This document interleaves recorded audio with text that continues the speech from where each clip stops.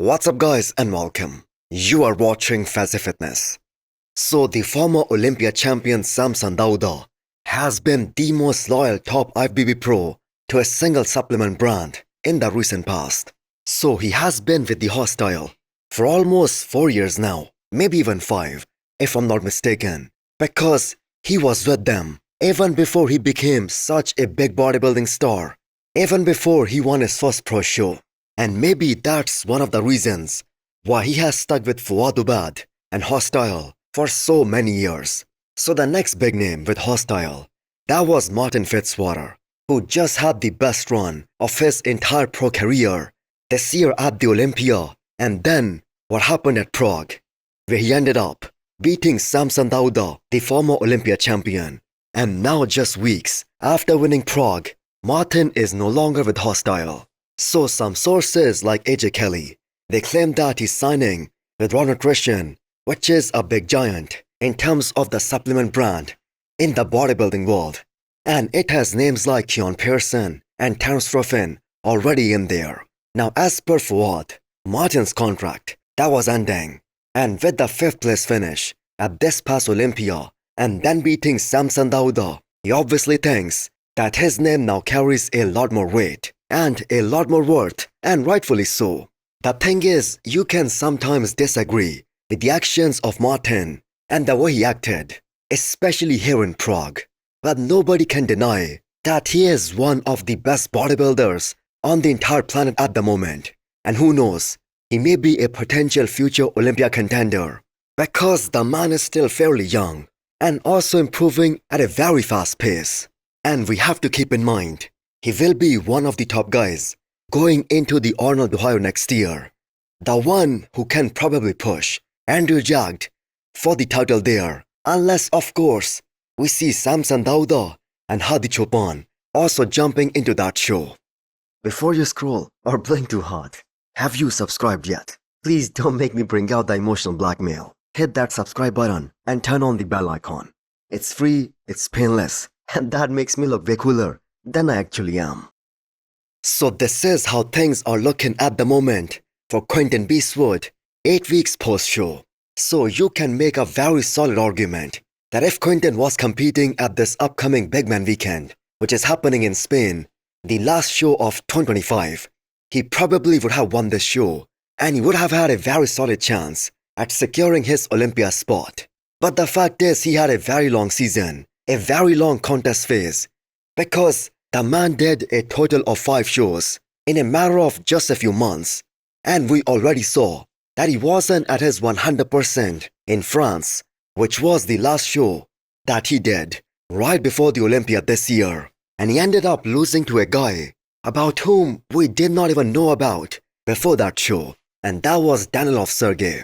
So the look that he brought to the recent guest posing, that definitely made people wonder on why he did not go for one of those shows that are happening like Japan Pro or like the Big Man weekend.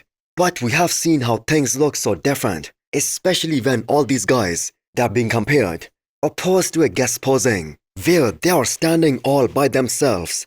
And I have to say, Quinton looked pretty damn amazing in the recent guest posing. So Quinton has some of the best genetics, and for the very first time, he was following a macro style of diet phase, because he was traveling across different regions, and somehow the man managed to hold on to an awesome body composition. So for a starting point of the next off-season, this is pretty damn good. An amazing look, amazing body composition. And I know we have been saying about Quinton Beastwood for years and years that he's gonna make some big waves, some big noise every single year. But considering the fact that he had multiple very close calls in 2025, a total of 4 second place finishes out of a total of 5 shows that he did this year, I have to say the man is getting closer and closer to getting his first pro win and securing his Olympia spot. So Michael Krizo at the moment is a legit 300 plus pounds mass monster, and this is his check-in from today. So this has to be the most outrageous 300 pounds condition currently on any IFBB pro in the entire pro league. And yes, I know Samson is a different breed who also has been looking pretty damn massive in the recent trending updates. But Quinton here in some shots, he looks literally untouchable. The kind of condition that he has been holding on to 7 weeks post-show, that's just nuts. Now the fans had to wait a very long time to see Michael Quinton back on the stage at the Olympia level. And that's finally gonna happen next year after a gap of 3 years. As the man has now already qualified for the Olympia next year, and that was by winning, actually dominating the British Grand Prix just 1 week after the Olympia this year. Now he also did Prague, where he got a very respectable third in a highly competitive lineup.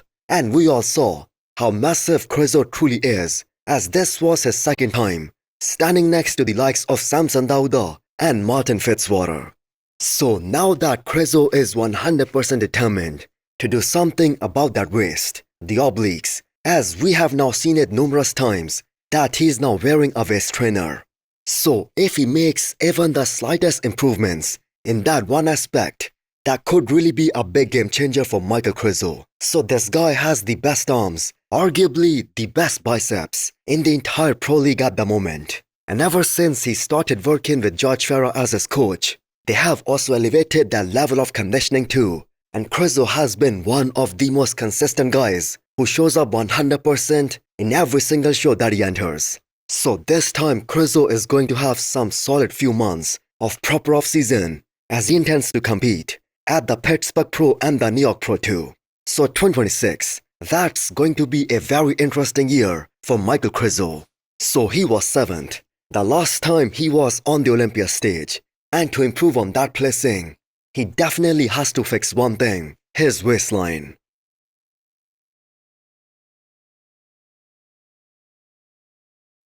The Romania Pro champion Andrew Jagged, the Mona Lisa of bodybuilding, is back on the grind, back to the drawing board, as he has now got an Arnold Classic title to win, which is happening next year in March. Now the thing is whether you are in his camp or not.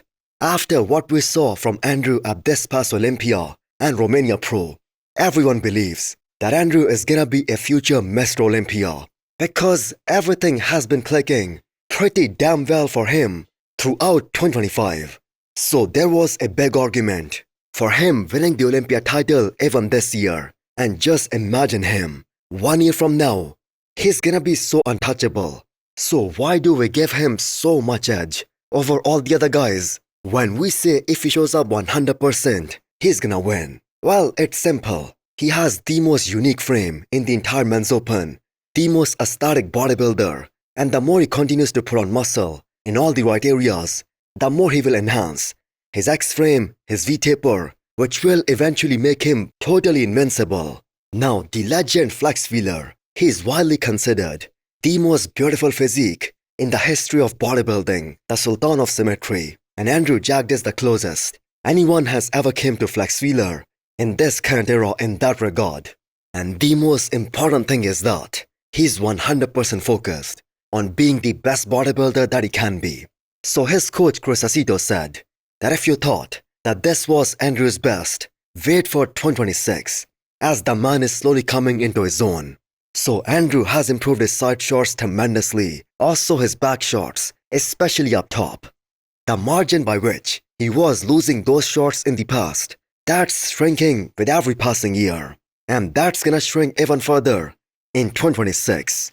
So what do you guys think? Andrew for the Arnold 2026 title? Let me know in the comments down below. Also hit the thumbs up button if you liked the video and smash the subscribe button if you wanna come back for more. Thanks for watching.